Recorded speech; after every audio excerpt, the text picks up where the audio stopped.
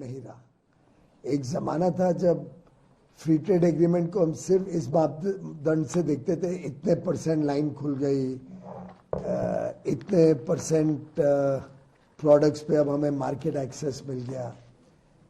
वैसे तो स्विट्जरलैंड ने लगभग 99% हमें सामान के ऊपर जीरो ड्यूटी दे दी है, शायद 99% से ज्यादा ही होगा।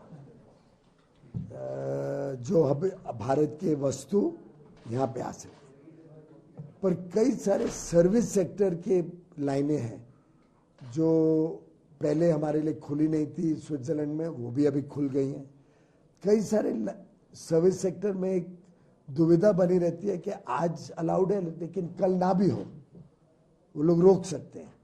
वो भी सुनिश्चित हो जाती है एफटीए के माध्यम से कि अब परमानेंटली इन सर्विसेज के लिए भारत को Swiss market, Norwegian market, Liechtenstein market और आइसलैंड की मार्केट परमानेंटली इन सर्विसेज के लिए खुल गई है।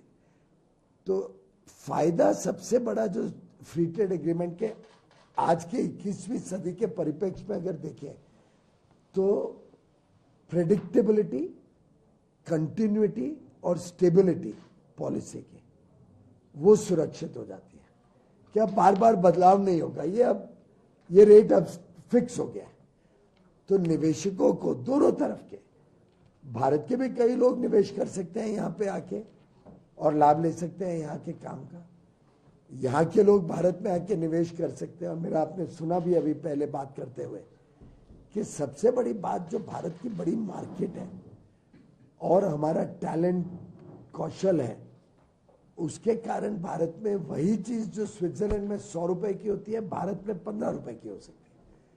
उसके कारण वो कंपेटिटिव हो जाएगी, सिर्फ भारत में नहीं, यूरोप और फिर आके स्विट्जरलैंड में भी और कंपेटिटिव हो जाएगी।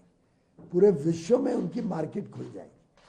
अगर एक उदाहरण दूं तो जेसीबी ब्रिटिश कंपनी है, 30 साल पहले भारत आई, तब तक जेसीबी यूरोप में ही ज्यादा बनाती थी।